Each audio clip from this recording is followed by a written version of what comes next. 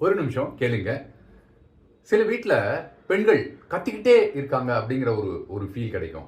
"என்னய்யா எதுக்கு எடுத்தாலும் கத்துறா அவ? எது பண்ணாலுமே சத்தம் போடுறா" அப்படின்னு சொல்லிட்டு ஆண்கள் யோசிக்கிறது உண்டு. அதுக்கு பல காரணங்கள் உளவியல்ல சொல்றாங்க. பெண்கள் நெறைய எதிர்பார்ப்போட இருந்திருப்பாங்க. அந்த எதிர்பார்ப்பு பூர்த்தி அடையலைன்னா கோபம் வரும். நம்பர் 1. நம்பர் 2, இந்த குழந்தைகள் படிக்கல, குழந்தைங்களோட எதிர்காலத்துல கொஞ்சம் ரிஸ்க் இருக்கு, ஒரு பயம் இருக்கு அப்படின்னு அந்த உணர்வு வந்ததுன்னா, எப்படி வெளிக்காட்டுறதுன்னு தெரியாம கத்துவாங்க.